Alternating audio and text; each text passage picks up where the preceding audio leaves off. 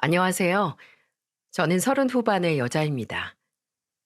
정말 평범하게 살아온 제가 이런 사연을 쓰게 될 날이 올 줄은 몰랐는데 이렇게 사연을 쓰고 있는 걸 보니 인생이란 뭘까 싶은 생각이 드네요. 저는 그동안 엄청 대박도 아니고 그렇다고 쪽박도 아닌 그런 정말 보통의 삶을 살고 있었어요. 이런 저한테 날벼락 같은 일이 생긴 건 결혼식 때 일이었습니다. 포장지가 화려할수록 알맹이는 실속 없다고 까봐야 아는 거라던 말처럼 한때는 결혼감으로 생각하던 남자의 실체를 알아버린 순간 인간에 대한 믿음이 없어졌어요. 사기꾼한테 된통 당하고 나면 대인 기피증이 올 만큼 충격이 크다던데 제가 딱 그랬습니다. 아무리 좋은 사람이라고 해도 동성, 이성 할 거 없이 자꾸 의심하게 되는 버릇이 생겼어요. 벌써 조금 지난 일인데도 다시 떠올리니 열이 오릅니다. 제가 한때나마 핑크빛 미래를 같이 그렸던 남자는 돌싱이었어요. 이혼했던 사실을 미리 말해줘서 저도 알고 있던 사실이었습니다. 게다가 미국에서 공부도 하고 왔고 그때는 대학교 부교수로 재직 중인 스마트한 사람이었죠. 그때는 완벽한 남편을 보면서 왜 이런 사람이 이혼했을까 의구심이 들 만큼 다정다감한 사람이라고 생각했어요. 기본적으로 매너도 있고 배려도 할 줄 아는 착한 심성을 가진 사람이었으니까요. 그래서 저는 돌고 돌아서 늦은 나이에 정말 평생의 배필을 만났다고 생각했어요. 그렇게 행복한 연애를 하다 결혼 준비를 하게 됐는데 막상 결혼하겠다고 하니 이혼남이라는 사실을 알게 된 주변에서 걱정 섞인 말들을 많이 듣게 됐습니다. 아무래도 연애야 크게 문제가 안 될 사안이지만 남편한테는 재혼이다 보니 주변에서는 이혼 당한 거 아니냐면서 저를 걱정하더라고요. 하지만 저는 남편의 과거가 크게 문제가 된다고 생각하지 않았어요. 살다 안 맞으면 이혼하기도 하는 거지 그저 성격이 안 맞았을 거라고 생각하려 했습니다. 게다가 남편이 이혼하게 된 이유가 전부인의 외도로 인해 이혼까지 이어졌다고 먼저 말을 해줬기 때문에 충분히 남편의 이혼을 이해하려고 했어요. 아무래도 제가 결혼 선언을 하고 걱정으로 밤새도록 머리 아팠을 사람이 저희 부모님들이실 것 같습니다. 엄마는 저만 보면 걱정 가득한 목소리로 말하셨습니다. 요즘 아무리 이혼이 쉽다고 해도 결혼하고 이혼 결정하는 거 쉬운 거 아니야. 다시 한번 생각해봐. 엄마, 그 사람 아내가 바람 펴서 이혼한 거야. 배우자가 바람을 폈는데 어떻게 평생 같이 살아? 나 같아도 이혼하지. 그거 참고 사는 사람이 바보 아니야? 둘이 살다 생긴 일이면 둘만 아는 진실이 있는 거야. 그 전부인이랑은 얼마나 살았대? 얼마 살지도 못했대. 그냥 결혼만 했었다 뿐이지 그렇게 깊은 사이도 아니었대. 그냥 나이에 쫓겨서 급하게 한 결혼이라서 사람을 잘못 알아본 거지. 부교수라며 교수 되겠다는 사람이 사람을 못 알아봐? 집에 좀 한번 데려와. 괜히 이상한 말 하려는 거 아니지? 아, 남자는 남자가 봐야 아는 거야. 네 아빠랑 오빠가 얘기해보면 금방 눈치로 알겠지. 엄마는 남편이 한 번 이혼했었다는 사실을 마음에 걸려 하셨습니다. 부모님 마음을 이해 못하는 건 아니었어요. 요즘 시대에 이혼이 뭐가 흠이냐고 해도 저는 초혼이다 보니까 마음에 걸려 했습니다. 이혼 자체가 문제고 흠이라기보다 엄마 입장에서는 도대체 어떤 사람인지 직접 보고 겪어보고 싶어 하셨어요. 게다가 아빠와 오빠도 직접 보고 충분한 대화를 해보고 싶다는 말에 남편을 한번 만나고 싶다면서 강하게 말했습니다. 그때는 집안에서도 제가 결혼을 하겠다고 선언한 상태에서 남편의 직업과 이혼했던 정도만 알려줬으니 충분히 걱정할 만했던 상황이긴 했어요. 그때 남편이 대학 부교수로 일하고 있을 때라 바빴지만 집에 먼저 소개를 하고 결혼 승낙을 받는 게 맞다는 판단을 했습니다. 오빠 직업이 변호사였는데 수많은 사건을 담당하다 보면 의심부터 안 할 수가 없다면서 제일 남편을 더 궁금해했어요. 그래서 남편한테 저는 조심스럽게 이런 상황을 알리고 어떻게 하면 좋을지 의논을 했어요. 그러자 남편은 제 걱정과 달리 선뜻 당당하게 말했습니다. 당연히 가야지. 안 그래도 우리 둘이 직접 가서 인사드리고 결혼 이야기하는 게 낫겠다고 생각했어. 부모님 입장에서 나 완전히 도둑놈인데 충분히 안 좋아하실 만 하잖아. 그렇게 생각해줘서 고마워. 엄마가 주변에서 하도 말이 많아서 걱정된다고 하더라고. 괜찮아. 나는 당신만 날 믿어주면 주변에서 손가락질해도 다 괜찮아. 우리 하나씩 오해 풀고 결혼하면 남들보다 두 배, 세 배로 더 잘 살자. 그러면 우리 걱정하던 사람들도 남 걱정 괜히 했구나 할 거야. 남편은 저희 집안에서 반대까진 아니어도 어느 정도 걱정을 하고 있다는 사실이 충분히 그럴 수 있다면서 저를 위로했어요. 막연한 오해에 괜히 신경 쓰여 하거나 억울해하지도 않았습니다. 오히려 제가 더 먼저 남편이 상처받을까봐 걱정했지만 예상했다는 듯 태어난 모습이었죠. 저는 남편이 이렇게 마음이 넓은 사람인 게 참 좋았습니다. 대학 부교수로 지내면서도 잘난 척하거나 아는 척하는 사람도 아니었고요. 같이 역을 지나다가 노숙자를 보면 앞에 있는 바구니에 10,000원짜리 지폐를 넣어주곤 했습니다. 길에 있는 노숙자한테 돈 주는 사람을 처음 봐서 신기했는데 남편은 아무렇지 않다는 듯이 말했어요. 나는 10,000원 없다고 당장 굶는 거 아니잖아. 그런데 저분은 10,000원으로 하루 한 끼 정도는 배부르게 드실 수 있을 텐데 얼마나 좋아? 나는 10,000원 없어도 살고 저분은 10,000원만 있어도 충분히 배부른 하루일 거야. 그렇게 희망이 생겨야 살아갈 힘도 생기는 거잖아. 그때 남편의 말에 저는 큰 감동을 받았습니다. 요즘 10,000원 별거 아니라고 해도 노숙자한테는 10,000원이 얼마나 큰 돈이겠어요? 정말 별거 아니고 지나칠 수 있는 일에도 기꺼이 발걸음을 멈춰서 선행을 베푸는 모습이 사람을 달라 보이게 만들었습니다. 이뿐만이 아니었어요. 혼자 살고 있어도 요리는 잘 할 줄 모르던 남편이었는데 길을 가다가 보따리를 풀고 야채를 파는 할머니를 보면 꼭 먼저 다가가서 이렇게 말했어요. 할머니, 한 바구니 주세요. 오늘 나물 해 먹으려고요. 아, 젊은 사람이 나물 해 먹을 줄은 알아? 그럼요.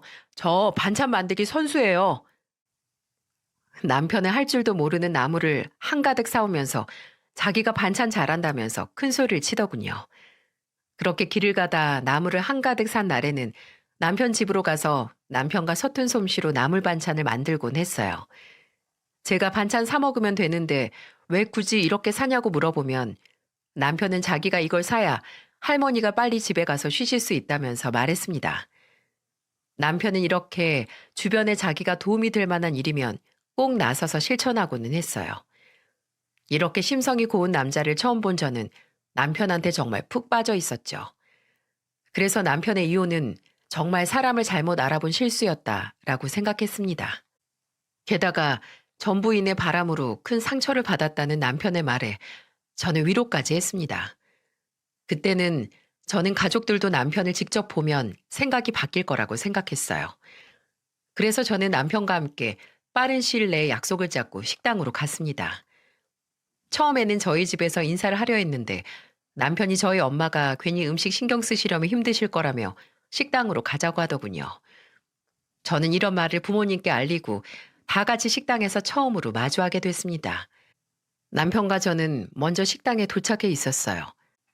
남편은 떨린다면서 심호흡을 했고 저는 떨리는 손을 잡아주었어요. 곧이어 저희 부모님이 도착하자 남편은 자리에서 벌떡 일어나서 인사를 했습니다. 부모님과 오빠는 웃으면서 인사를 나눴어요.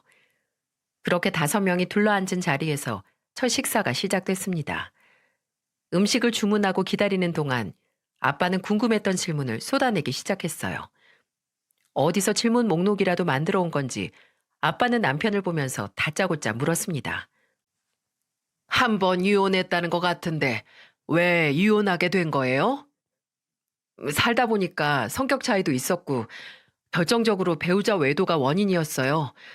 성격이야 맞춰가면 살겠는데 신뢰가 깨지니까 못 살겠더라고요. 그래서 그동안 연애도 제대로 못했는데 이번에 은주 씨 만나면서 다시 사람을 믿어볼 수 있게 됐어요. 이런 말 불편할 수 있어도 우리 은주는 초혼이라 어쩔 수가 없어요. 속상해도 이해해요. 아닙니다. 전 아버님이 현명하시다고 생각합니다. 오히려 이렇게 물어주시니 변명할 기회라도 얻은 것 같아서 편하네요. 말씀도 편하게 해주세요. 앞으로 더 많은 이야기 나누려면 편히 해주시는 게 좋을 것 같습니다. 아빠는 먼저 편하게 다가오는 남편을 보면서 멋쩍게 웃었어요. 처음에는 존대로 하던 아빠도 남편의 말을 듣고는 말을 편히 하기 시작했고요. 처음에는 불편했던 대화도 아빠가 말을 편히 하자 수월하게 나누게 됐어요. 그러다 음식이 나왔고 테이블에 하나씩 채워졌습니다. 그런데 점원 한 분이 반찬을 놓으시다가 잘못 놓는 바람에 남편 바지에 쏟아버린 거예요. 남편은 당황했는지 자리에서 벌떡 일어났고 점원도 놀라서 계속해서 사과를 했어요. 남편은 점원을 보며 말했습니다. 괜찮아요. 어차피 세탁소 한번 맡기려고 했던 거예요. 손님, 죄송합니다. 세탁비는 변상하겠습니다. 아닙니다. 정말 신경 안 쓰셔도 괜찮아요. 저 잠시 자리 좀 비우겠습니다. 남편은 정말 괜찮다면서 점원에게 신경 쓰지 말라며 저희 가족들에게 양해를 구하고 화장실로 갔습니다. 저는 너무 당황스러웠고 한참 뒤 남편이 돌아왔는데 웃으면서 자리에 앉는 거예요. 그 모습을 보면서 오빠가 남편을 보며 말했죠. 정장 비싼 옷 같은데 세탁비 받아야 하는 거 아니에요? 꽤 나올 것 같은데요. 괜찮습니다. 중요한 자리라 힘 좀 줬는데 제가 뒷수습해야죠. 사람이 살다가 실수도 할 수 있는데 괜한 일로 서로 얼굴 붉히기 싫어요. 제 선에서 해결할 수 있는 건 제 선에서 해결하는 게 더 마음 편해요.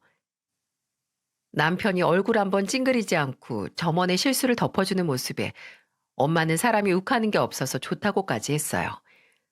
게다가 그날 부모님은 남편과 말도 편하게 하면서 이것저것 물어보니까 많은 대화를 해본 게 좋다고 하셨습니다. 부모님은 남편이 인성이 좋은 사람 같다며 칭찬을 아끼지 않았다니까요. 그런데 오빠는 남편을 보면서 날카로운 질문들을 했어요. 배우자 외도로 이혼했다고 하셨는데 더 만날 일 없이 깔끔하게 정리되신 건가요? 그럼요. 이혼한 지도 오래됐고 이젠 남이라고 봐야죠. 저도 이제는 그날 상처로부터 자유로워진 것 같아요. 참고 사는 것보다 이혼이 낫긴 한데 재산 분할이나 혹시 양육권 같은 문제는 없으셨어요? 양육권이요? 저희는 애가 없어서 이혼이 빨랐어요. 아마 아이 있었으면 고민했을 텐데 애가 없으니 끝난 거죠. 근데 왜 소송은 더 안 하시고 합의 이혼하신 건가요? 그래도 한때 사랑했던 사람과 소송으로 싸우고 싶은 사람이 어디 있겠어요. 그냥 인연이 아니었다 생각하고 깔끔하게 끝냈습니다. 형님께서 변호사라고 들었는데 역시 날카롭게 질문하시네요. 아무래도 오빠가 질문도 많았고 궁금해하는 것도 많아서 힘들었을 텐데도 남편은 싫은 내색도 없었어요. 그래도 남편이 망설임 없이 척척 대답하니까 오빠도 이제는 안심을 하는 것 같았습니다. 그날 자리가 좋게 마무리되자 남편도 그제야 안심하는 듯 싶었어요. 저희 식구들이 결혼 승낙했다는 사실에 남편이 제일 기뻐했어요. 그렇게 저는 남편과 본격적으로 결혼 준비를 하게 됐죠. 남편은 부교수로 일하는 것도 바쁠 텐데 봉사활동까지 한 달에 한 번씩 가는 것도 잊지 않았어요. 경기도에 있는 유기견 센터에서 봉사를 한다기에 저도 같이 가고는 했습니다. 약한 사람, 아픈 동물을 보면 남편은 꼭 이렇게 도움을 줘야만 하는 사람이었어요. 그래서 같이 봉사를 하다 남편을 보면서 이렇게 말했습니다. 동물 좋아하는 사람은 나중에 애기한테도 잘한다더라. 당신은 아기 태어나면 어떨 것 같아? 내 새끼인데 정말 최선을 다해 지켜줘야지. 생각만 해도 너무 행복하다. 우리 사이에 아이가 생기면 진짜 행복할 것 같아. 우리 아이 생기면 내가 진짜 아이도 당신한테도 자랑스러운 아빠 또 남편 될 거야. 든든한 내 남편, 내가 내조 잘해서 우리 남편 더 훨훨 날아갈 수 있게 도와줄게. 요즘 사람들 자기 사는 인생만 챙기느라 바쁜데 남편은 주변을 챙길 줄 아는 사람이었어요. 이런 심성을 가진 사람이면 분명 제 아이와 저도 잘 챙겨줄 사람이라고 생각했습니다. 정말 가정을 위해서 헌신해 줄 사람이라고 믿었어요. 세상에 둘도 없는 사람이라고 믿었는데 제가 제 발등을 찍고야만 선택이었죠. 지금도 저 모습을 그대로 믿고 결혼까지 생각했던 제가 한심스러워요. 그래도 그때는 유기견 봉사활동도 한 달에 한 번씩 꾸준히 가는 데다 후원금도 매달 보내기까지 하는 모습에 약한 사람 지나치지 못하는 모습이 재간을 꿈꿔오던 사람이었어요. 늦은 나이에 만난 남자라 그런지 괜히 더 운명처럼 느껴진 것도 있습니다. 큰 반대는 아니었지만 저희 집안 승낙을 받고 나니까 결혼 준비는 물 흐르듯 흘렀어요. 저는 시댁 식구들과도 금방 친해졌습니다. 시댁은 시부가 지병으로 먼저 세상을 떠나서 시모와 남편이 둘이서 지내고 있었어요. 하나 있는 신우는 결혼해서 가정을 꾸린 상태였습니다. 그래서 그런지 시모는 남편과 가까워 보였어요. 아들을 끔찍하게 아끼는 엄마 이런 느낌은 아니었는데 시모는 남편을 굉장히 애틋하게 생각하는 것 같았습니다. 한 번은 시모가 제가 일하는 회사까지 찾아와서 저를 만났던 적이 있어요. 제 퇴근 시간에 맞춰서 온 시모는 같이 저녁을 먹자며 친근하게 말했습니다. 저는 너무 놀라서 퇴근하자마자 바로 달려나가 시모를 보며 반가운 목소리로 말했어요. 어머님, 여기까지 웬일이세요? 아니, 그냥 뭐 물어볼 것도 있고 너랑 저녁도 먹고 같이 놀자고 나왔지. 갑자기 찾아온 시모는 저한테 따로 물어볼 게 있다면서 저를 찾아온 게 의아했습니다. 시모와 근처 식당으로 가서 같이 밥을 먹으며 마주 앉았어요. 시모는 밥을 먹으면서도 저한테 물을 말이 있는지 괜히 눈치를 보는 것 같았습니다. 그래서 저는 밥을 먹고 근처 카페로 이동해서 시모를 보며 할 말이 있는지 물었는데 시모는 계속 눈만 돌리면서 별거 아니라며 뜸을 들였어요. 시모는 저를 보며 대뜸 이런 말을 했어요. 내가 어제 꿈자리가 하도 사나워서 너한테 물어보는 건데 기분 나빠하지 말고 들어줘. 네? 어떤 건데요? 너 나이도 있는데 초혼 맞는 거야? 요즘에는 여자들 나이 속이고 빚도 숨기고 결혼하는 사람들 많다며. 갑자기 그게 무슨 말씀이에요? 저 초혼 맞아요. 그렇지? 아유, 그냥 내가 별 생각이 다 들어서 그래. 혹시 네 앞으로 대출은 없고? 우리 아들 이혼했다고 괜히 간판만 보고 달려드는 여자애들이 한둘이 아니었어. 자라보고 놀라면 소뚜껑 보고도 놀란다고들 하잖아. 걱정하시는 마음은 이해하는데 저 정말 그런 거 없어요. 결혼을 급하게 생각 안 해서 늦어진 것 뿐이고요. 그럼 내 앞에서 핸드폰으로 대출 조회 좀 해봐. 너 얼마 모았는지도 다 보여주고. 시모는 갑자기 돌변하더니 저한테 대출 조회를 해보라면서 권하는 겁니다. 저는 너무 놀랐어요. 갑자기 대뜸 대출 조회를 해보라니 조금 불쾌했습니다. 대출도 그렇고 모아둔 돈도 그렇고 이건 남편과 제가 상의할 문제라고 생각했어요. 그런데 이걸 왜 시모한테 전부 보여줘야 하나 이해가 안 갔습니다. 그래서 저는 시모를 보며 말했어요. 이건 제가 남편과 상의할 문제라고 생각해요. 둘이 서로 다 보여주고 문제 없으면 괜찮은 거잖아요. 나는 내 눈으로 꼭 봐야겠으니까 그렇지. 아니요. 저는 남편이랑 상의할게요. 제가 정말 문제 있으면 남편도 더 이상 결혼에 대해 진행 안 하겠죠. 똑똑한 사람이잖아요. 그냥 저희 믿어주세요. 저는 시모한테 침착하게 말했어요. 그러자 시모는 약간 당황한 듯한 얼굴로 헛기침을 했습니다. 솔직히 저도 떳떳해서 안 보여줄 이유는 없었지만 이런 문제는 남편과 둘이 상의할 문제라고 생각했어요. 그리고 이렇게 시모와 같이 공유하기 시작하면 결혼하고 나서도 이런저런 걱정으로 저를 찾아오실 것 같았거든요. 그래서 제가 더 선을 그으면서 말했습니다. 아무래도 남편이 한번 결혼에 실패했던 전력이 있으니 걱정하는 거라고 생각했어요.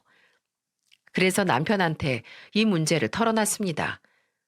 제가 시모와 있던 일을 털어놓자 남편은 저한테 대신 사과를 하면서 말하더군요. 우리 엄마가 괜한 걱정하는 거야. 미안해. 내가 중간에서 줄 잘할게. 그동안 나한테 접근한 사람이 이상한 사람들 뿐이라 걱정되시나 봐. 내가 잘 말하면 되니까 신경 쓰지 마. 나 솔직히 너무 놀랐어. 그래도 경제적인 건 우리 둘이 의논하는 게 맞는 것 같아서 당신이 어머님 잘 이해시켜 드려. 그리고 그날 남편과 서로 대출이 있는지 없는지, 그리고 그동안 모은 자산에 대해 의논했습니다. 저는 오히려 그 계기로 남편과 허물없이 대화할 수 있어서 좋았어요. 게다가 서로 터놓고 알게 되니까 정말 부부가 된 것 같았습니다. 그렇게 하나둘 결혼 준비를 시작하고 청첩장이 나왔을 무렵 저는 남편과 같이 일하는 직원들과 회식을 하면서 하나씩 개인 이름이 적힌 봉투를 돌렸습니다. 다들 자주 만나던 사이라서 친하게 지내던 사이였어요. 그중에 오지영이라는 직원은 저와 동갑이라 그런지 대화도 잘 통하고 금세 친구처럼 가까워진 사이였죠. 남편과 제가 모두 모인 자리에서 청첩장을 돌리니까 지영이가 저를 보며 말했어요. 이렇게 봉투 받으니까 실감난다. 정말 축하해. 고마워. 나도 이렇게 청첩장 보고 나니까 정말 가는구나 싶어. 넌 만나는 사람 없어? 에휴, 우리 나이에 만나면 금방 결혼 얘기 나오고 피곤해. 나는 이제 완전 비혼주의. 내 인생에 결혼은 없어. 그래도 사람 일 모르는데 너무 단정 짓는 거 아니야? 그러다가 좋은 인연 다 놓쳐. 사람 일 모른다에 당한 사람이 나야.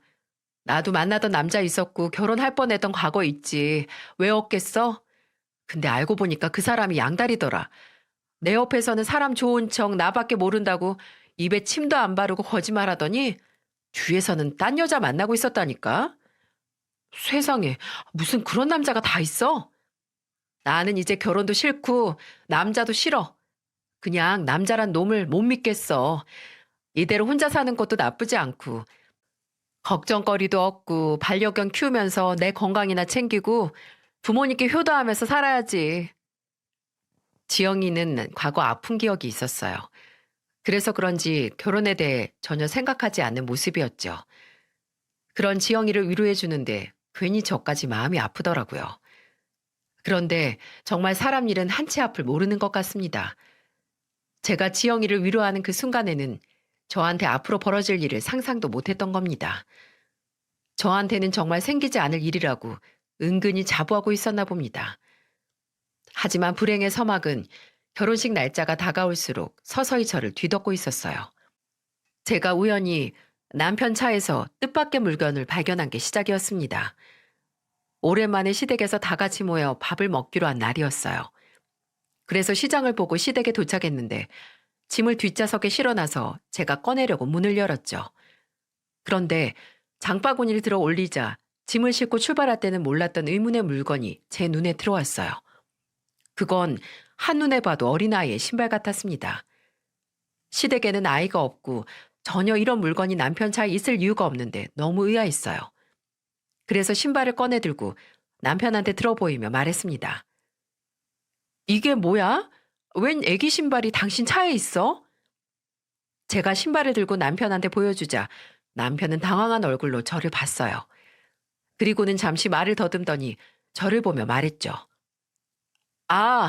그게 얼마 전에 친구가 아들 데리고 차에 탔었는데 그때 떨어졌나 보다. 신발도 없이 애가 집에 간 거야? 아니, 맨발로 걸어갈 리도 없고 신발만 두고 간다고? 친구가 아들을 아껴서 도무지 품에서 떨어뜨리질 않더라. 그래서 그날도 아들 잔다고 그냥 안고 갔어.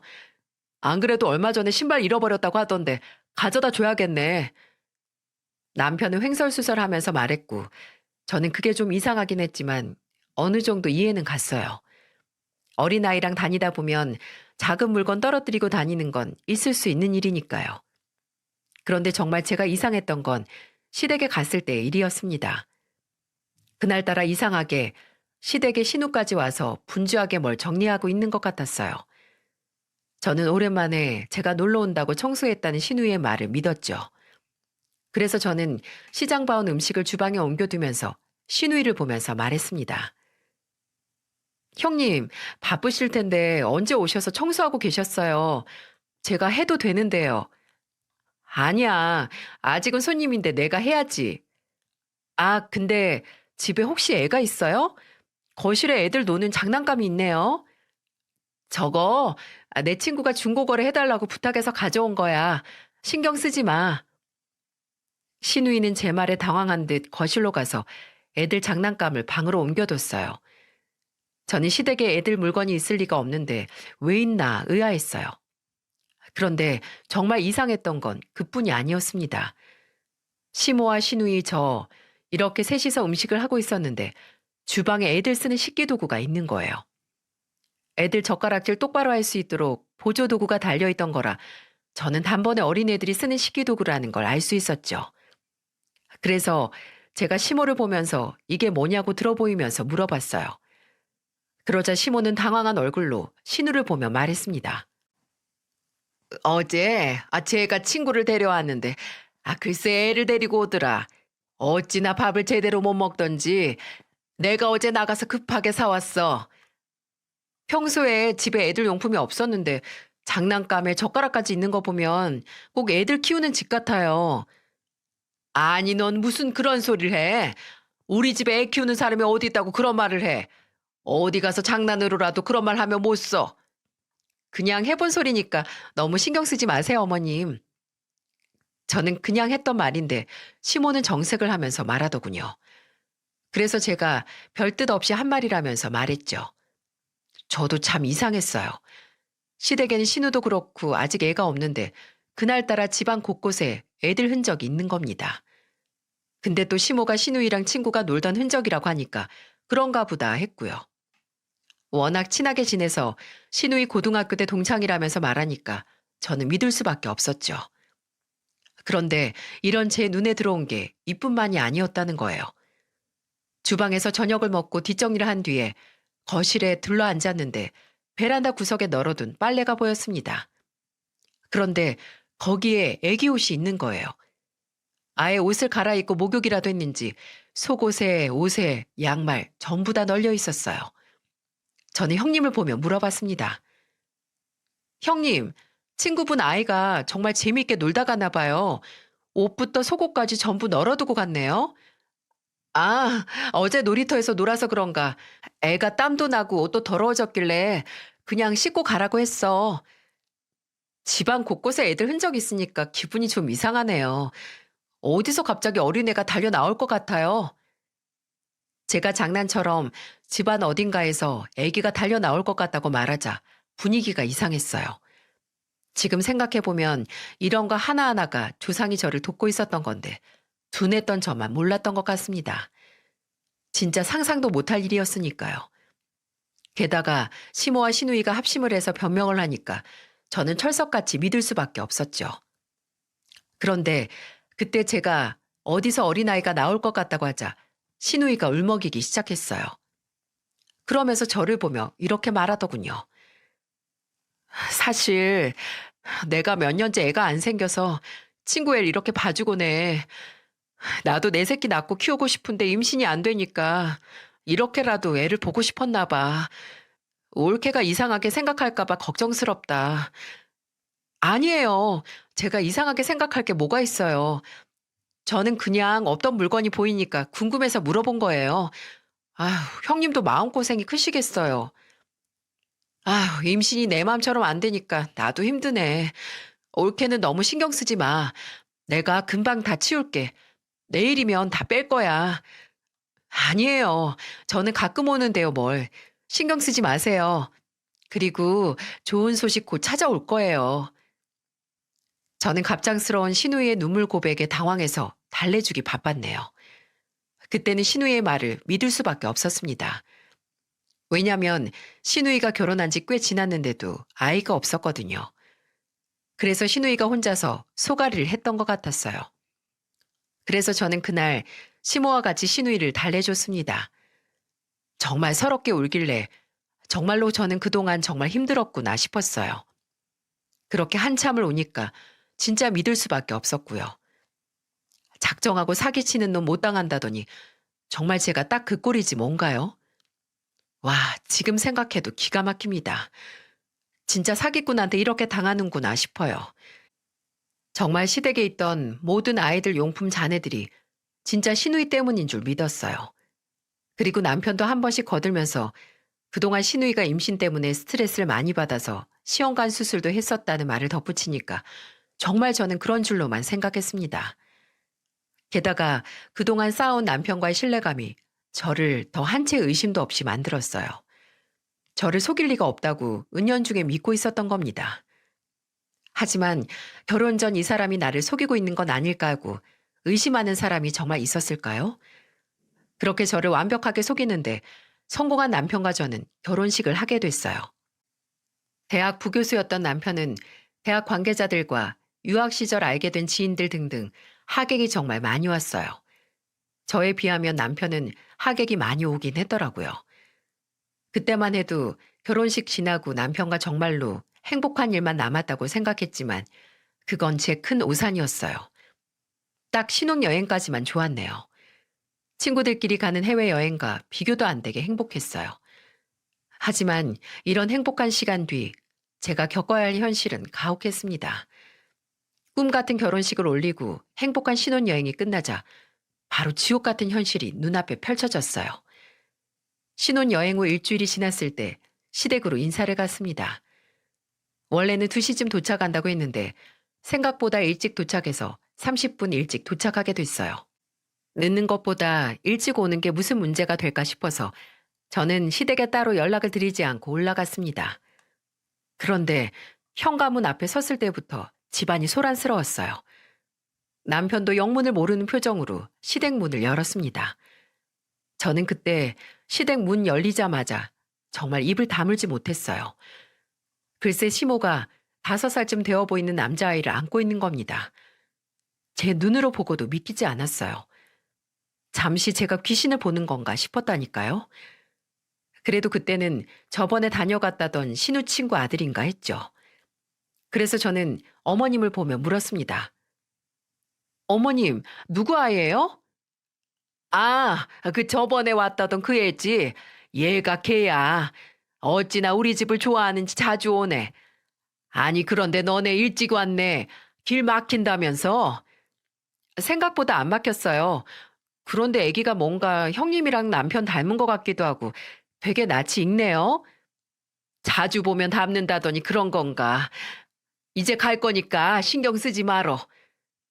시모는 당황한 얼굴로 짐을 싸려고 했어요. 그런데 옆을 보니까 남편이 없는 겁니다. 저는 현관문 밖에서 안 들어오고 서 있는 남편을 불렀어요.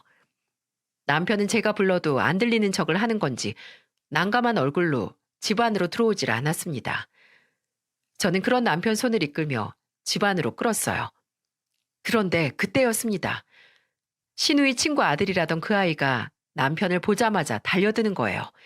그러더니 충격적인 말을 내뱉었어요. 아빠, 보고 싶었어요. 아이가 아빠라고 말하는데 저는 정말 너무 놀랐습니다. 아이들은 거짓말을 못한다고 하잖아요. 익숙한 듯 남편을 보자마자 아빠라고 부르며 달려가 안기는 게 늘 그렇게 인사하던 사이 같았습니다. 그래서 저는 너무 기가 막히고 어이가 없어서 남편을 추궁하며 물었어요. 당신, 이게 무슨 소리야? 아빠라니, 당신 애야? 저는 너무 기가 막혀서 남편을 추궁했는데 남편이 아무 말도 없이 고개를 푹 숙이는 겁니다.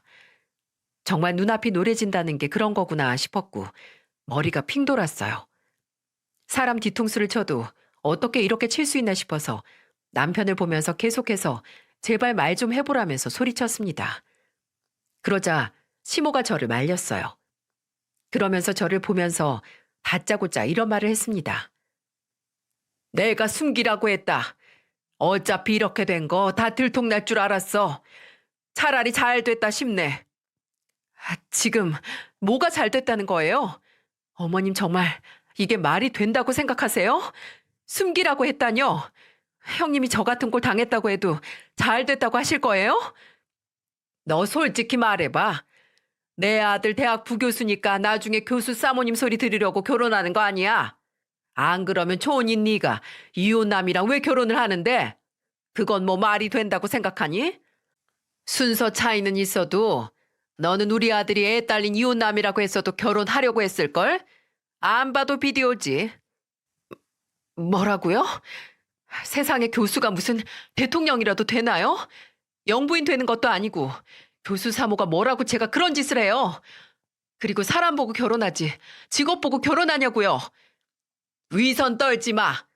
내 아들 내가 봐도 완벽해. 내 아들이라서 하는 소리가 아니라 흠 하나 없는데 애 딸린 이혼남 그거 하나 흠이야. 그거 하나 못 품어줘? 너 우리 아들 좋다며. 그냥 사랑하니까 그 자체로 받아들이면 되는 거잖아. 지금 빌어도 모자랄 판에 뭐요? 적반하장으로 나오면 제가 못 이기는 척 받아들일 것 같으세요?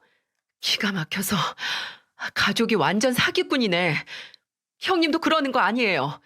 같은 여자끼리 덮어줄 게 있고 아닌 게 있지. 애를 속여요? 임신을 못해서 걱정 많아 보여서 저 진심으로 형님 걱정했어요. 그런데 어떻게 이렇게 저를 속이세요? 저는 너무 기가 막히고 황당해서 신우이와 시모한테 소리를 질렀어요.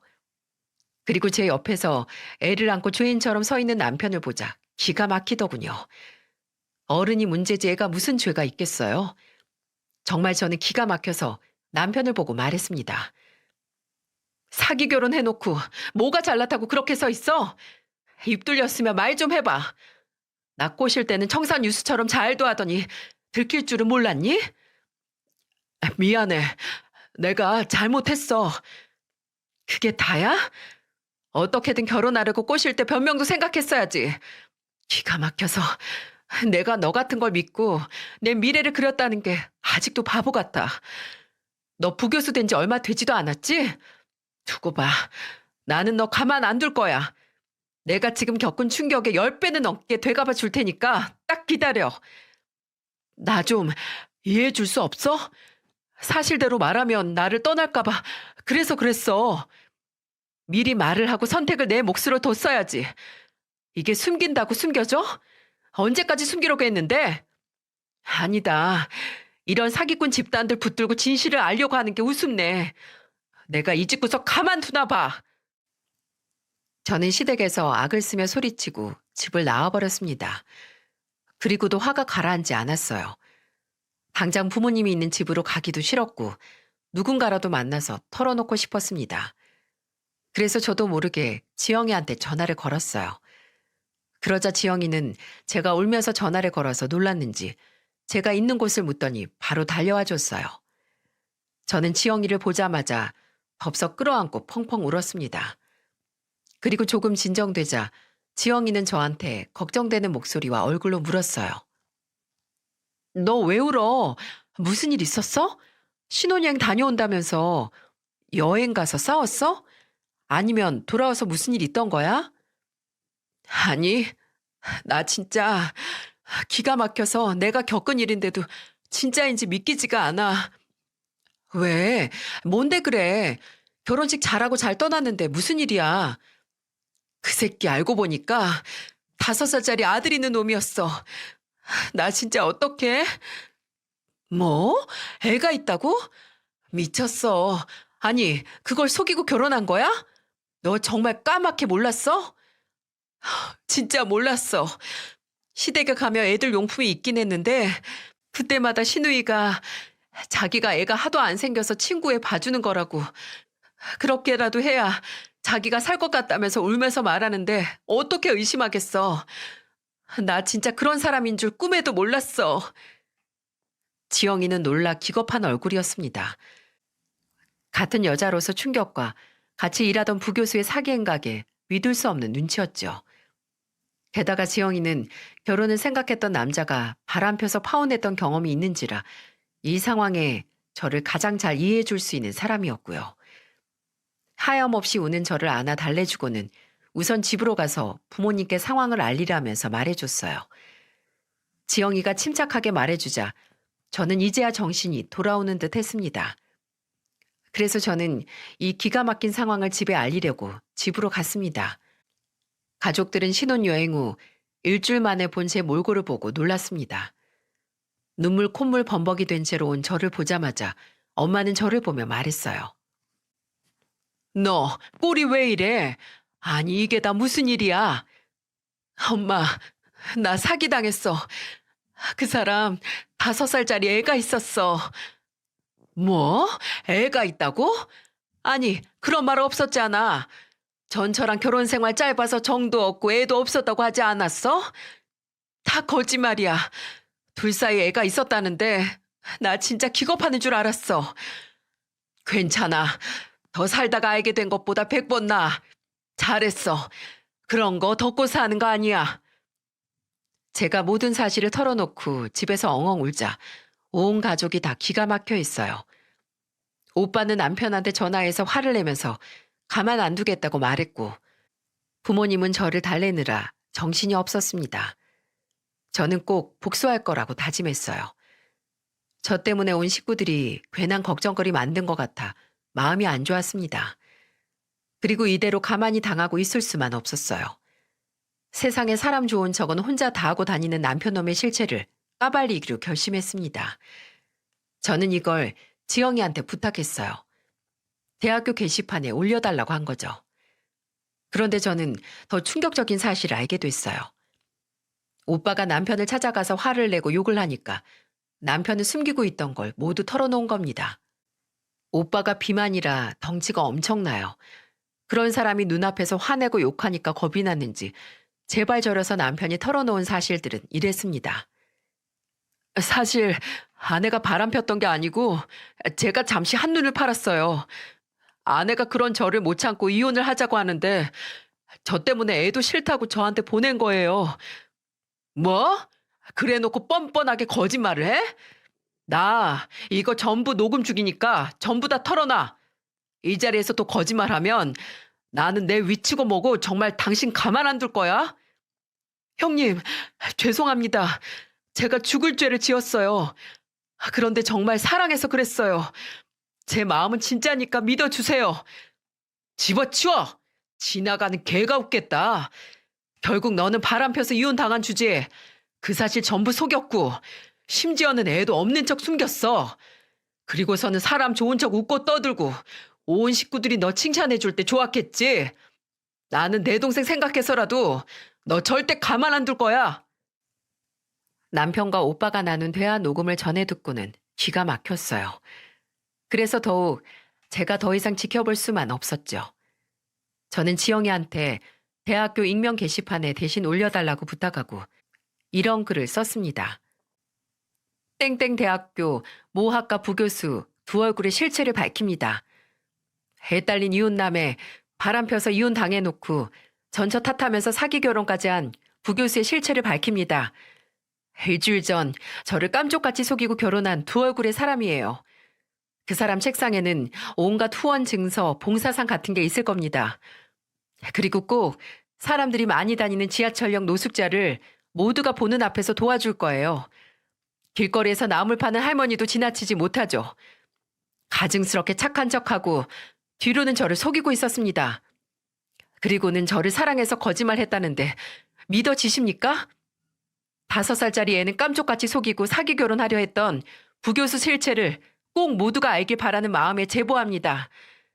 이런 두 얼굴을 가진 사람이 학교에 있어도 되는 일인가요? 모두 실체를 알고 판단하세요. 지영이는 제 부탁대로 익명 게시판에 그 글을 올려줬어요. 효과는 생각보다 빨랐습니다. 1시간 정도 지나자 핸드폰에 불이 나기 시작했어요. 각종 대학교 커뮤니티에 삽시간에 퍼졌고 얼마 전 결혼해둔 부교수는 남편놈 뿐이었으니 범인은 딱 하나였죠. 남편은 계속해서 전화를 했고 제가 전화를 안 받자 저희 집까지 찾아왔어요. 그런데 진짜 그 엄마의 그 아들이라고 시모가 적반하장으로 저를 대하던 모습이랑 똑같았어요. 저를 찾아와서 싹싹 빌어도 모자랄 판에 저한테 화를 내면서 이렇게 말하더군요. 누구 앞길 막으려고 작정했어? 혼인신고도 안 했으니까 그냥 갈라서면 될걸 뭐하러 이렇게까지 하는데? 내가 너 같은 거랑 결혼 준비하면서 받은 스트레스랑 비용 다 어쩔 거야. 나 이거 다 소송해서 다 받아낼 거야. 내 정신적 충격 너도 똑같이 당해봐. 어차피 다 끝난 일인데 굳이 왜 그러냐고.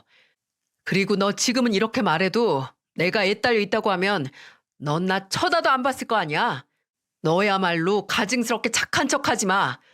너 때문에 내 인생 망하면 네가 책임질 거야? 내가 왜 책임지는데? 네 인생 너네 엄마한테 책임져 달라고 해. 엄마가 숨기자고 했다며? 그리고 주둥이는 이럴 때 쓰라고 있는 줄 알아? 잘못을 했으면 사과하라고 못 배웠어? 너 같은 게 무슨 교수가 되겠다고 설치길? 저는 너무 화가 나서 남편 놈 정강이를 발로 차버렸고 아파서 주저앉는 놈 면상에 싸대기를 날렸습니다. 그때 집 앞을 지나던 오빠가 이 모습을 보고는 저를 보고 놀라서 달려왔어요. 그리고는 남편을 보자마자 꺼지라며 소리쳤어요. 그러자 오빠를 보고 놀란 남편 놈은 36개 주랭랑을 쳤습니다. 그날 이후로 전 남편은 교수직도 그만뒀다는 말을 듣게 됐어요. 이미 학교의 소문이 빨리 퍼졌고 동료 교수들 사이에서도 신임을 잃어서 더 이상 다닐 수가 없었을 겁니다. 지영이 말로는 잠깐 지나가는 소문들이라고 버티려고 했지만 그 정도로 뻔뻔하지는 못한 놈이었어요. 지나가는 사람들 다 수근거리고 손가락질하는데 어떻게 버틸 수 있겠습니까? 욕만 한 바가지 먹고 스스로 물러났다고 하더군요. 더 이상 교수인 척 살기에는 어려움이 많았을 거예요. 대학교 커뮤니티에 퍼질 대로 퍼졌으니까 다른 학교는 언감생심, 꿈에도 못 꿀 일이었을 테고요. 지금은 들어보니까 일반 회사에 다니고 있다는 말을 듣게 됐어요. 군뱅이도 구르는 재주가 있다더니 어디서 자꾸 일을 찾는지 모르겠습니다. 하긴 제가 건 소송의 위자료 전부 주려면 쉴 새 없이 일해야 할 거예요. 친오빠의 도움으로 소송도 진행 중에 있습니다. 그때 녹음해둔 파일이 신의 한 수였거든요. 저는 한때 충격으로 회사를 휴직하고 쉬기까지 했네요. 믿었던 사람한테 당한 배신은 저를 너무 힘들게 했습니다. 정말 가슴이 찢어질 듯 힘들었지만 지영이가 그 시간을 같이 견뎌줘서 제가 너무 고마웠어요. 인생사 세용지마라는 말이 있잖아요. 나쁜 일이 있으면 좋은 일도 있다고 지금은 나름 괜찮아졌습니다. 회사도 잘 다니고 있고 밥도 챙겨 먹고 지낸답니다. 가끔씩 지영이랑 이 채널에서 여러 사연 듣다 보면 서로 위안을 하기도 하고요. 기가 막힌 일로 아직까지 소송을 진행 중이지만 제 결정을 후회하진 않아요. 더 제대로 못 때려준 게 후회되긴 하는데 늦기 전에 실체를 전부 알아서 다행이라고 생각합니다. 옛말에 깊고 얕은 물은 건너 보아야 안다는 말이 있잖아요. 지금 생각해보니까 사람은 겉만 보고는 절대 알 수 없다는 말이 딱이네요. 번지르한 놈일수록 더 알아보고 조심할 필요가 있는 것 같습니다. 이번 일을 반면교사 삼아서 저는 앞으로 더 좋은 미래를 그려보려 합니다. 지금까지 긴 사연 들어주셔서 정말 감사드려요.